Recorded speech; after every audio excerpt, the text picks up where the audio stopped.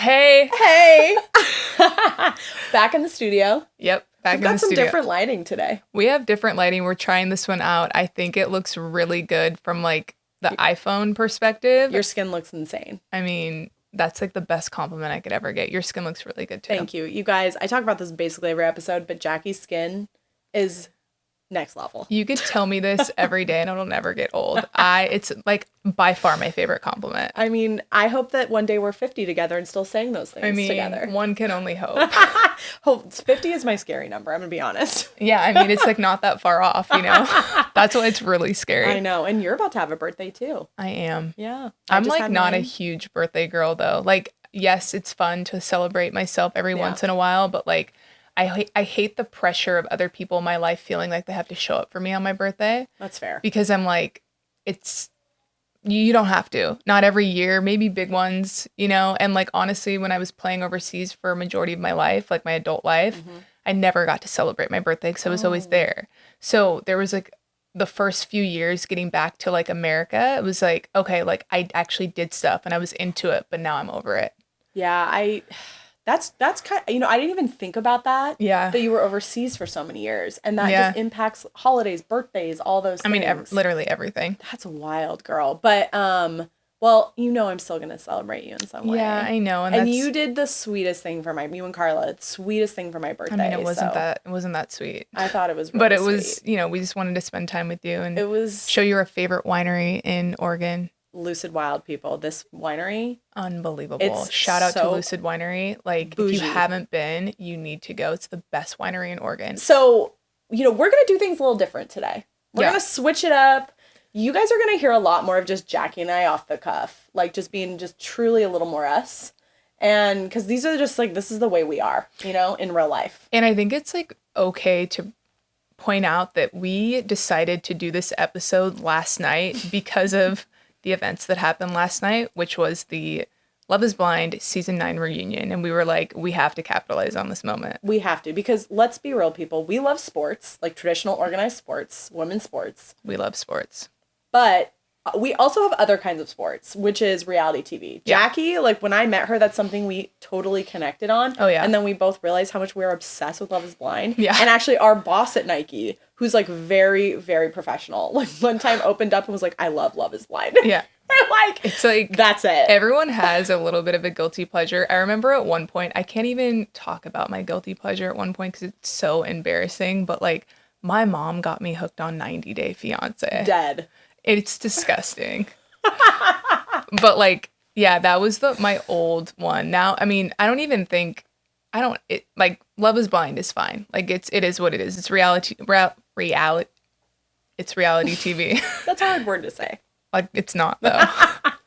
It's reality TV and like I'm here for it, but it's like my brain can only take so much. Yeah, I'm with you. It really is like the only reality show that I watch because obviously I'm a huge podcaster. I love dramas, but that is the one that I'm like, okay, the next time they release a season, I have to like commit. I got to be locked in because it is hours of watching people just have drama. Yeah.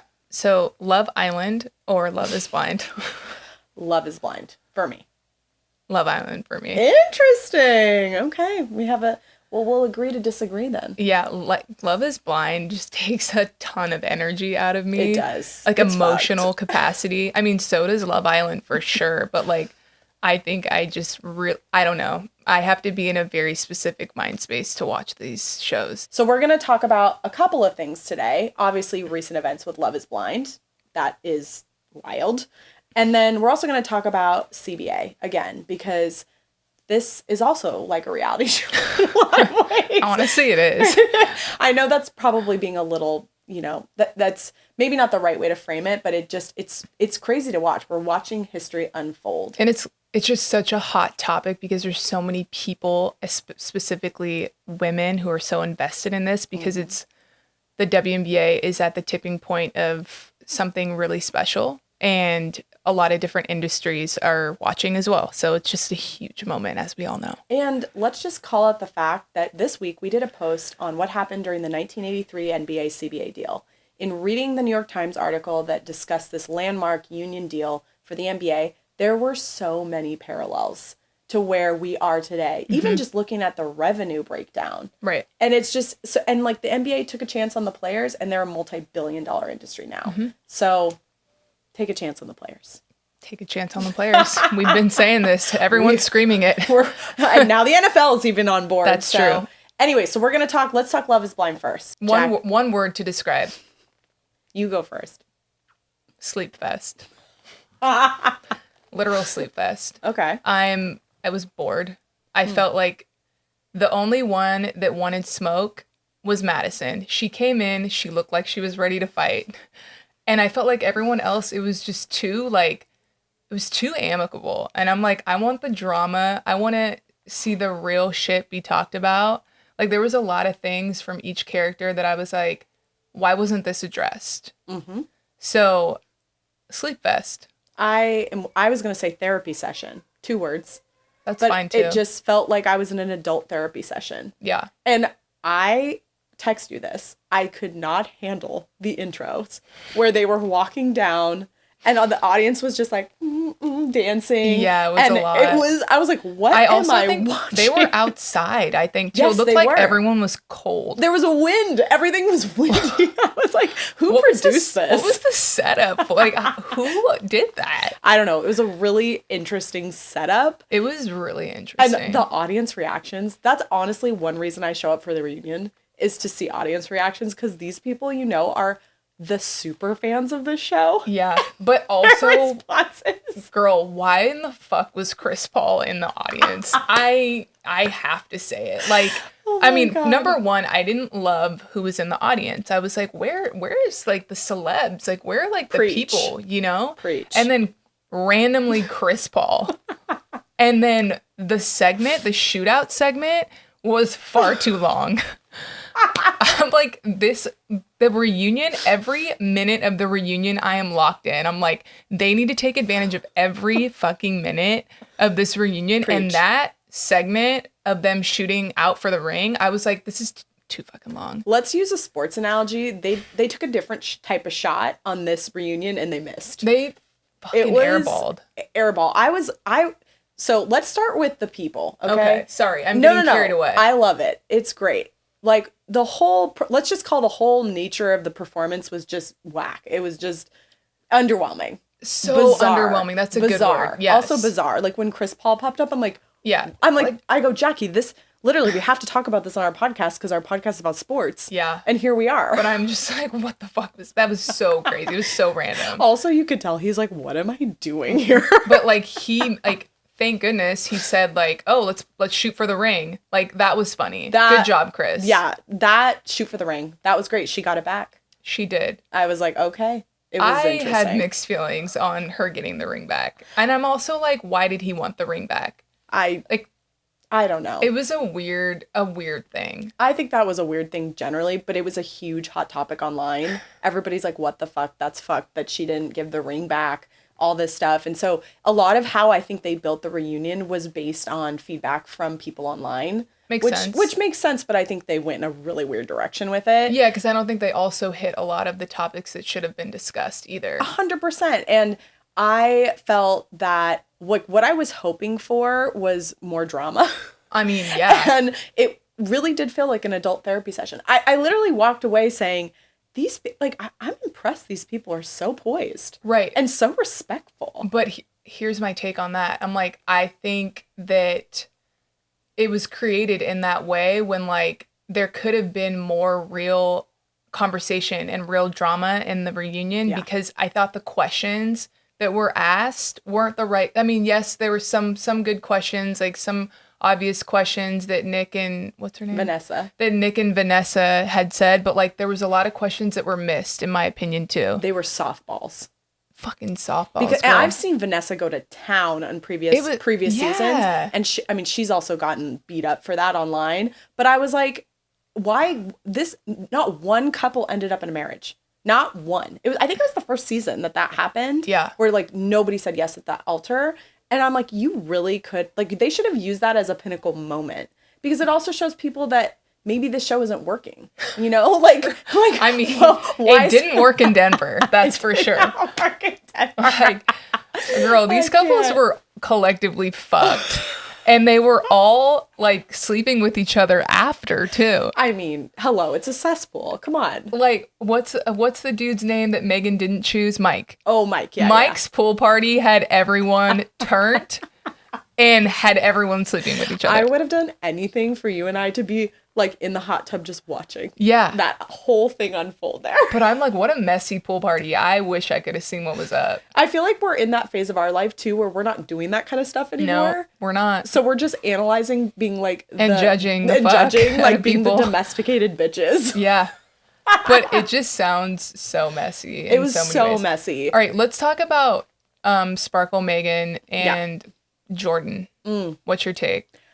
Well, first of all, so impressed by him and Same. how he handled that. I actually also, he looked hella good. So cute. I was So like, cute. okay. I'm not a huge fan of his personality, though. Like, his goofiness and like... Yeah, he's pretty goofy. Yeah, not like that's not attracted to me, but he came correct. He looked so good in his navy blue suit. He looked sharp. Yeah, he did. He looked freaking sharp.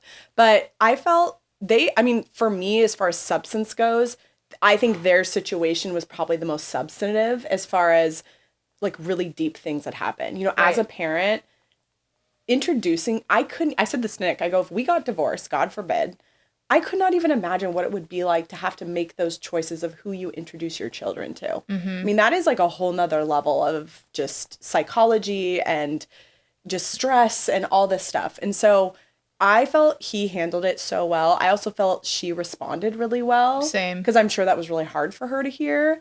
But for her to become a mother so soon after, that's why they started with it. It was the best, juiciest part of the entire reunion. Sure. And her kid was so cute. Yeah, her kid was adorable. I think it's a really important what she said, you know, when that emotion that she felt after, when she was on camera, they had just broken up and she said, I don't think I'm fit to be a mother or something like that.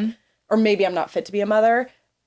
It just shows you that, you know, she then went through this journey and realized that for her, becoming a mother was the best thing that ever happened to her. Yeah. And I'm not saying that's going to happen for everybody, but I don't think people should make snap judgments about how someone's feeling in a moment because becoming a parent is literally the most crazy experience you will ever have. Right. From physical to mental to all the things. It builds a lot of resilience you didn't realize you had. Right. And so I felt she really handled that really well for me. I did too. I was very impressed by their whole interaction of just like, I mean, I thought they had I know some people felt the way it left and the actual season, it wasn't like a good look on Megan's side. Yeah. I actually felt it was opposite. Like I felt like it was real, you know, and like I appreciated the fact that she put herself out there, tried something different and didn't go with her gut, which was probably Mike at the time. Yep.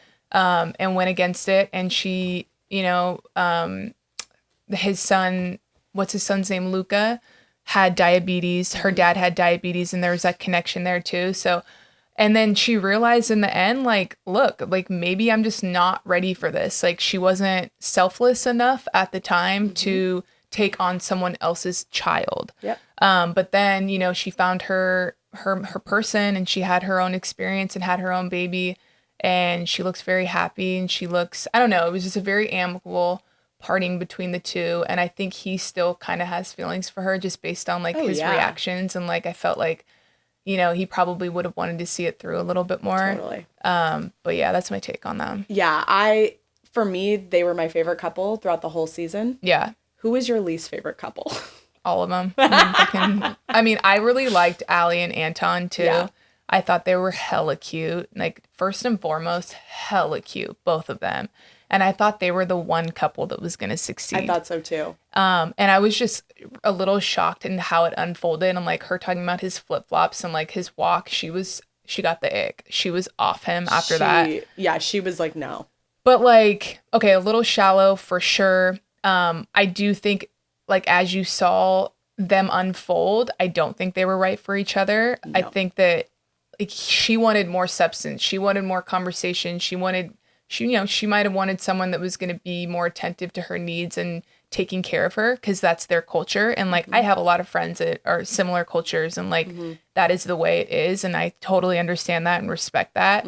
And she wanted that in him and he wasn't really going to give that to her. Yeah. No, they were like in the real world, oil and water to me. Same. And I was like, oh, this is not going to work, even though they would have made very pretty babies. Oh, she is so beautiful. And he's so attractive, too. Yeah, I'm sorry. They're very, very pretty couple. But no, I agree. I thought they were the ones, although my husband, said when he was walking down the aisle, or she was walking down the aisle, he looked at her face. He's like, she's saying no. And I was like, what makes you say that? He's like, she will not look at him. And I was like, that's such a... And then... That's what happened. Interesting. And he did that with every single person. I was like, okay, what do you think, babe? And he had them each one. Oh my God. Nope. That's crazy. I know. Okay, so Nick. Now I'm going to, like, for future seasons, I'm going to look at their faces when they walk down the aisle. Because you're looking at so many things and they're panning back to the person. And it's like, but you've got to catch that when they walk down the aisle in that perfect moment. Right. Okay, but I'm like, why didn't they talk about his drinking problem? Like, why wasn't that discussed? Because that was a big narrative in the show about his drinking problem. They didn't talk about that on the reunion. I wonder, it felt like they strategically danced around it, and I just wonder if there was a bigger conversation had or something. I mean, I don't know how contractually these things work. Like, do you have to show up to the reunion? Right. But that's one example to me of, like, this is the elephant in the room between that couple. Why wasn't that discussed? They talked about flip-flops. Yeah. I'm like, get to the real shit, because the real shit was his drinking issue that she didn't like. Oh, they talked about the strippers, too. Yeah, the strippers a little bit, and then her, like, not bringing it up to him, which was also really weird. But I don't know if you remember when they first met and locked eyes when they walked down. Like, she was looking at him when they left, and he never turned back, and he went straight to grab a drink.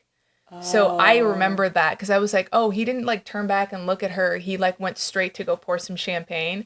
So for me, I remember that. And I'm like, this is interesting, right? That is such an interesting analysis. Yeah. Huh. So I don't know. Yeah, weird. That was fucking weird. And, you know, it felt like everybody was suppressing how they really feel to me and how they really wanted to react. Same. To really, you know, maybe protect their narratives. But these people, I mean, I'm sorry, when you go on these shows, you are going to just, like, there's a trade-off for fame. There is a trade-off, always. You know this. You had that probably at one point in your life, very different scenario, but, like, people are hitting you from all angles. Right. And that was, like, more pre-social media. Think about the things people can say to you on social media now. Right. It's insane. So to piggyback off that reminds me, like, Allie, right? Yeah. She showed up so weird to me at the reunion as well. Like, saying basically she was like taking ownership for, you know, the way she was forcing the issue for Nick to love her and this and that.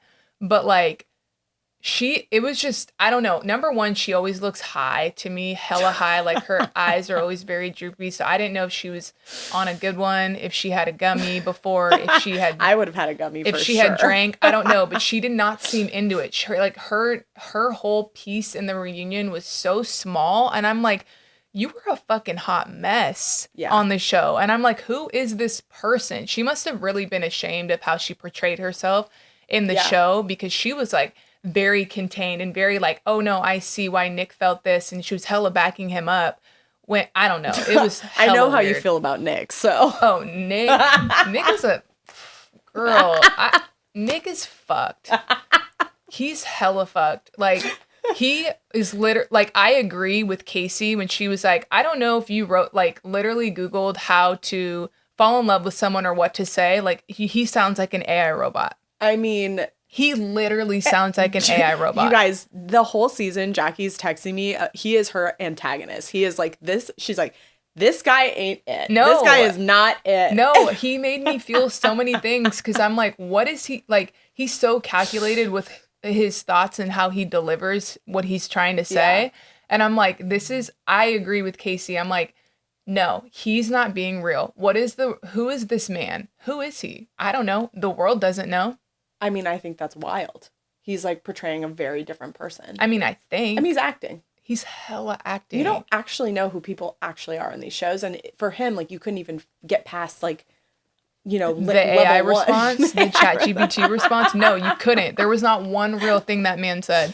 I have a really great idea that just popped in my head. Talk to me, because I'm getting hot and bothered. I think we should have former athletes commentate on reality TV because your analysis is fucking getting me go. I would just listen to you pop off about this for an hour. I mean, I put a lot of thought into it because I'm like, I didn't fall asleep last night on a normal time because I was thinking about the shit. I'm like, what are my thoughts? And I was like, kind of like reading people's comments and stuff. And I'm just so like, good though. it is. Well, because you like to slide into the DMs too. Oh, did you DM Edmund? I sure did. What did you say to him? I just messaged him. I've done this on other shows too. But when I get really invested in someone, I just sent him a message and I was like, your heart is so pure. Oh, that's so sweet. I have a very big soft spot for Edmund. I think he's so sweet. I don't think he knows how to express his feelings. Yeah. And it's really hard for him to express his feelings. So I just had a big soft spot for him, and I think he tried his best. KB came correct too. She's a real woman. Like she's so beautiful to me. Oh, she's gorgeous. I'm like, yeah, I think she looked incredible. Yeah. I really like her. I think how she explained her narrative and her side of it was her truth and very real and true and truthful, and I can see that. But I think he just had a really hard time. I don't think he intentionally was trying to be manipulative. Mm-hmm. I just don't think he knows how to express his feelings like that. And I think he's working on that and trying to figure that out. I think a lot of men don't know how to express their feelings. Yeah. In a healthy way. But to see somebody cry, a man cry on national TV I think it's so important. I do too. I'm like, this is great. We need more of this. Yeah. Because it's always like the woman who's crying and she's dramatic and emotional and all these things. And that's like, men have feelings too. Yeah. I think they both have really pure hearts. And I believe KB when she said she was very happy and was, just grateful that she went through that experience with him. Yeah, I just think for me, what I like about Love is Blind is it's such an interesting social experiment. And yes, a lot of it is really performative and we don't see the full picture. But I mean, you can tell that these people really, they go all in. And I can't imagine what it would be like to be sort of like trapped in this combine with all these people who you're like, people are telling you what to do and what your schedule is going to be. I mean, maybe that's a little bit what it's like being an athlete. That's very true. It sounds too familiar. But I'm like, you kind of have to assimilate to those situations, For sure. So it's kind of that's what I find fascinating about it. Is like, obviously the drama, love that, here for that. But also just the social experiment of it all. Yeah. And I'm sorry, I was a big 98 Degrees fan. Nick Lachey, like, what's up? I thought he was the hottest man ever as a young girl. And I was like, can't. I was more of an NSYNC Backstreet Boys. Say less. Yeah. Those were my boy bands. Even though his stock has taken a huge plummet in my head. Yeah, same. He was like my end all. Yeah, he was really, really fucking cute. I mean, I was more obsessed with the Spice Girls, hence. We've talked about that. I'm also a lesbian, so there's no wonder I like the Spice Girls more than NSYNC or Backstreet Boys. Yeah, She was my girl. Her. Wait, before we go into Spice Girls, we have to touch on Joe and Madison. Oh my God, I can't believe we haven't talked about Joe and Madison yet. Joe was giving Benson Boone, trying to be Benson Boone. Just saying. Joe is the literal he gives bro energy. He's a fucking bro. Joe is the most massive bro I've ever seen. He's funny, but he's just a piece of shit, man. Madison looked so good. She looked beautiful. I always thought she was beautiful. I always thought she was beautiful. Yeah, we talked about that all the time. We're like, she's so pretty. She's so pretty, but she just came in stunting. Like, she clearly lost weight too, so I don't know what she did in this time, but like, and that was a big part of her story too, was about how his comments really affected her. And I felt that because you're already getting scrutinized on your appearance just being on the show itself. But he opened the floodgates, to just start speaking about her body and her appearance. And I'm sure she's gone through massive, like, internal things that she's been dealing with. She's probably had to go to therapy. I mean, she looks hella thinner right now. So, like, I'm wondering if that, like, made her want to start, doing whatever to get to where she's at right now. Who knows? But all I want to say is she looks so good. And you could tell she was ready for the smoke. Oh, she was. She wanted to go in on Casey's fucking ass. We haven't even talked about her. She wanted to go in on Casey. She wanted to go in on Joe. she was throwing shade everywhere, but no one was really wanting her smoke like that. The whole air felt like they were trying to keep it airtight. Like they didn't want people to have like Jerry Springer moments. Like it was like everybody had to remember Jerry Springer. Oh, I grew up on Jerry Springer. We're aging ourselves already. But I grew up on Jerry Springer. That shit was so trashy. We can talk on a different episode about Jerry Springer because you had the Monarchs on and Jerry Springer. Yeah. Yeah. Ricky Lake. Do you remember her? Oh my God. God, classic. Mari. Oh my God. So classic. Yeah. But it felt like they really were like, don't fuck up. Like, don't raise your voice. Be really amicable. Because every single person was like that. And I was like, this is weird. This is a weird vibe. Yeah. I think I texted you and I was like, why are they all acting like they're saints? It's like, you get really attached to these people and their stories. You do. And then the reunion, you're like, I have to see like where everything's at. And I just kind of left feeling like, okay. But it's also like the reunion is what? Is it, do they record it a year and a half after? I think so. I think maybe that is too long. I agree. Because by then, everyone has gone to therapy, everyone has processed, everyone has settled into their new lives. I think the reunion needs to be like 6 months after at most. I had a comment about Madison that I think is a really important comment for all women. I was waiting for you to talk about this. Men, don't talk about our bodies. Right. Just don't do it. Just don't do it. Not even when they ask you, do I look fat today, honey? Do not do it. No. And because, like, as a girl who struggled with body image her whole life, yeah, and has fought to really come into a place where I'm at, like, real acceptance, like, just don't do it. Yeah. You know? I mean, he's such a dick. I was like, Joe, you fucking suck, You bro. can take those handlebars and get on your fucking horse and ride away. Yeah. Okay? Like, peace the fuck out, bro. He was just, like, such a mess. He doesn't even know how to articulate. I'm sorry. I'm going to come for him right now. He doesn't even You're not getting any DMs from Jackie. No, you're not getting, unless it's a mean one. But, like, he couldn't even articulate his real feelings to Madison. And let's keep it 100. He was not attracted to her. And he was not able to say that. So instead, he lingered on the relationship, led her on, you know. So messed. It was just so gross. And I'm just like, have some balls, dude. Have some freaking balls. And just tell her, look, I'm not attracted to you. I'm sorry. It is what it is, you know, instead of just like making her, like, she was so into him and so 2 feet in. She has such a good heart. I was just really unimpressed by Joe and like just his bro energy and how he just led her on. I hated it. Yeah, and I would also say that it's okay to be honest, people. I mean, same with Casey and Patrick. Like, she just wasn't honest with him. We haven't even talked about them. I don't even know if I have the capacity to talk about them. But, I mean, I thought Patrick handled it really well, frankly. I did I was too. really impressed. She could not be honest. I also thought he looked really cute in the reunion. He did. He just showed up and looked so great. I thought he was cute from day one. I think he's so cute. Casey's ass could not even admit her faults or apologize in a real way. I'm like, girl, did you not watch yourself back? I would have trauma watching myself back. If I was her. For sure. I would have trauma cut my hair for sure after watching myself. But I'm like, girl, you were caught on camera. The producer showed you on camera saying that you were not attracted to him, but then you were running in his arms, jumping all over him, kissing him, hugging him, telling him everything is going to be okay. It's like, how did you come into that reunion with the point of view that how you did? Why did you not just say, you know what? I looked crazy as fuck. I agree. That's one thing I respected about Nick. He was like, I watched it back. I looked whack as fuck. And I'm sorry. But I still think he chat GPT'd how to say sorry. So. Oh my God. We can put this conversation to rest because I'm sweating. No. And I am over literally it. so locked into your I need to move on. I am so locked in. And this is truly like, when we say the intersection of women's sports and women's lives, like, this is right now. Yeah. Right here on Clack. I gotta move on. Let's start talking about sports because I'm done.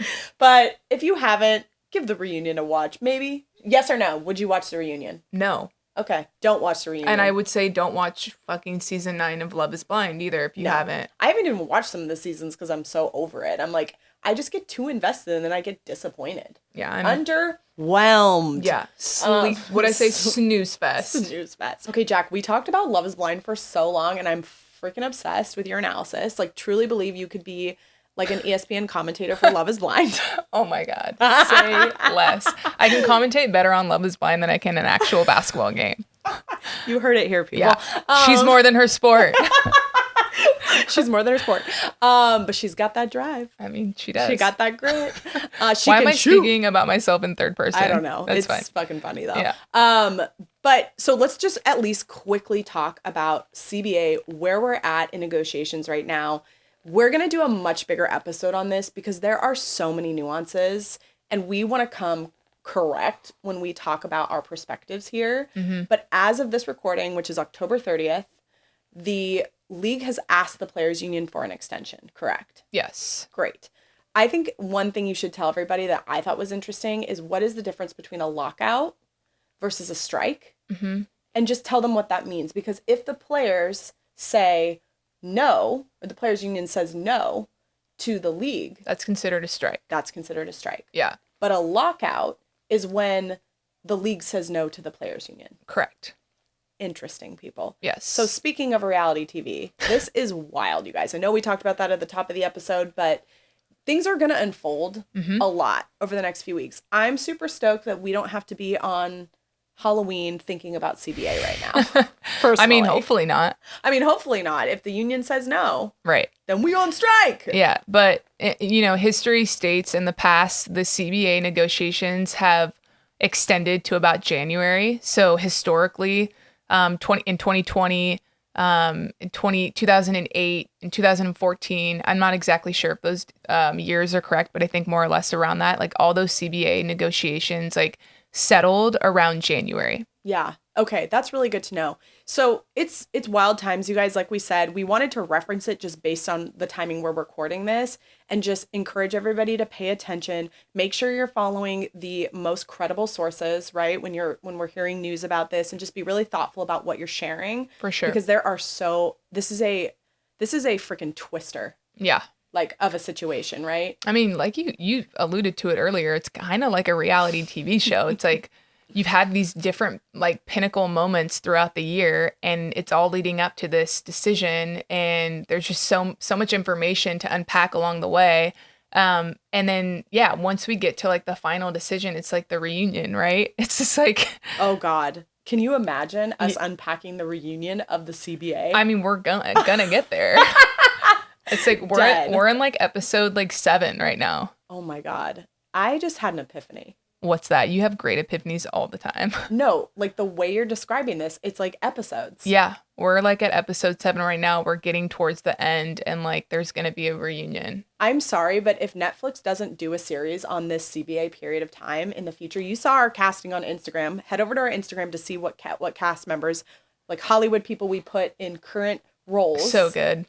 I had so many people be like spot on. Yeah. Zendaya as Nafisa. Oh my God. Dead. So good. Dead. God. Laura Linney as Kathy. Like, dead. You get all the credit for that. That was so on point. You get all the credit for all our social stuff. Well, people were like, you are whack if you think Anne Hathaway would play Caitlin Clark. Oh but I was like, I could see it. I could see it too. You were on point. Thank you. Who cares about I know. the I'm trolls? like, you guys can be trolls. Just troll be trolling. Bye trolls. Bye trolls. Just send them a laugh cry emoji like you do. Yeah. That's what I do. In the vein of CBA, our producers have come up with a really fun activity that we think people are going to enjoy. It's called, are you ready? I'm ready. Pass the pen or secure the bag. Ooh. And it's basically, what are the terms we would agree to in our own version of a CBA? That's fire. So, Jack, let's start with a warm-up. Okay, ready? The term is, you get your own hype woman for post-game pressers, but it's your mom FaceTiming from the crowd. Are you going to pass the pen or secure the bag? Secure the bag. Duh, because your mom is awesome. Fuck yeah. I mean, that's an easy one for me. Drizzy! She's here. Yeah, she's here, you guys. It's like the best. Oh, easy. Okay, you ready? Yep. You can choose the playlist for every warm-up, but it's exclusively Kids Bop versions. I'm going to secure the bag on that one. Tell me more. Kids Bop is fire. Love that. Okay. You can challenge ref calls, but only by using Drake lyrics. Sorry. Wait, ask me again. I think this is funny as fuck. Ask me again. You can challenge ref calls, but only using Drake lyrics. Pass the pen. I would have said the same thing. I'm like, I want to use my own fucking lyrics to cuss those motherfuckers out. Okay. Okay, this is a good one. Charter flights for life, but they're all Spirit Airlines planes on loan. I have a lot of feelings about Spirit Airlines. Who doesn't? But I'm sorry. If you're going to get a charter plane, like, I guess you can't be that choosy. Okay. But I'm also not like a rich person who just thinks in charter planes. You know what I mean? That's a very humble answer. So I'm gonna say secure the bag on that one. Okay, I'm here for it. That's fucking funny. That was good. Next section, brand deals. Your favorite thing. Ooh, love me a good brand deal. Love yourself a good brand deal. Okay, Jackie, you are offered a cameo in the next Space Jam opposite LeBron, but you have to skip the All-Star game to shoot it. Secure the motherfucking bag. I'm there. What? What? Yeah, no, I can go to All-Star the next year. Because you and LeBron will become besties. Yeah. I bet LeBron would fucking love you. Let's weigh the pros and cons here. Just a fun fact for everybody. When we both worked in the LeBron James Innovation Center. We did. I got to high five LeBron and he said hi to me in the Obsessed. hallway. And Look it was at like you. the You best go, day of my girl. life. Hell yeah. Love that for you. All right, you ready? Yep. Okay. You land a deal with Apple Watch, but Siri announces your heart rate to the whole arena during free throws. 172 BPM, nervous energy detected. I'm going to say secure the bag on that one because I think that's really fucking cool, actually. It is kind of cool. I mean, to be able to see that data, Fire. it would make people, I bet it would make the whole stadium quiet Yeah. to hear the heartbeat. That'd be kind of dope, actually. I'm here for it. Jack, lifetime deal with Nike, but you have to wear the same shoe every day for a year. God, that's so hard. Pass the pen. Whoa! I'm shook. Well, you can see my studio here. My shoes are my I know. identity. It's your thing. Wearing the same shoe for a year, that is too damn long. Also, you're kind of a clean freak. You'd be so grossed out. That's too... I don't think I could do it. No. Oh, no. Like 6 months, I think I could do it. 1 year, I think too we'd long. also have to know what the value of the lifetime deal was. That's true. I have a lot of questions. I have a lot of questions. Like, what is my allotment on that? Dead. Okay, Elle, you get 100K sponsorship with a wellness app, and they make you do all the ads in the ASMR. Done. Secure that bag. Check. I freaking love some ASMR. I'm so here for it. What's your favorite? I love to watch sand being like built and like deconstructed. I watched a lot of Instagrams at one point where people were like pouring sand into things and it would make like a structure and then they would take it off and it would just like kind of flow out. And I was like, I'm so locked in right now. Like so many ASMR videos are popping in my head right now that are just so fucking out of control. It's bringing me back to fucking Love is Blind energy. I need to stop. She's unwell. Okay, Elle, you get a Balenciaga fashion collab, but every drop is released exclusively at Costco. Secure that fucking bag. So easy. Easy. I'm wearing a Balenciaga full fit with a Costco hot dog in hand. Oh my God. Dead. Yes. Excuse me. Hello, Balenciaga. Best campaign idea ever. Wait, Costco hot dogs for $1.50? Life. You know the story behind that, right? No. People tried to challenge the margins on that on the CEO's team, and he literally told them to fuck off. And that in a meeting, like it's famous. Oh my And he was God. like, our hot dogs will always be $1.50. I don't care about inflation. My Costco like membership will forever be in my life just from that story. Jack, you get your own Chanel scent, but it's called Locker Room Sweat. Well, I'm going to secure the bag because, again, this is very nuanced. Depends on the brand deal. What depends what the money's talking. You know, if the money's talking, the money's talking. Also, you could absolutely challenge the stigma of sweat with something like that. Just saying it's a great marketing idea. I mean, also my sweat, I'm just going to throw that out there, doesn't smell. I probably radiate Le Labo Santal 33. It's just in your DNA It's now. in my pores. You heard it first. She's just a Le Labo factory over here. I am. This is so stupid. I fucking can't. Let's talk about some money, honey. Ooh. So we're talking about the money part of CBA. Skrilla. Gonna get paid. Okay. Gonna get paid. I'm going to ask you first. You Okay, ready? go. Mm-hmm. You get a $10 million contract a year, but Kathy has to approve every outfit you wear in the tunnel. Listen, can I answer this one? You answer it. She wears sneaks. Have you heard of sneaks? Have you heard of the brand Sneaks? I sure have. Are you sure? I sure have. Sneaks, they are like the Spanx founder. Sneaks. They are heels, tennis shoe heels. I know. I've seen her wear them. She wears sneaks. We're going to pass the pen on this one. And Van Cleef necklaces. Yeah, we're going to pass the pen. You heard it. Jackie answered for me. Okay. All right. Jack, you get $1 million salary, but every press conference is moderated by your ex. Secure the bag.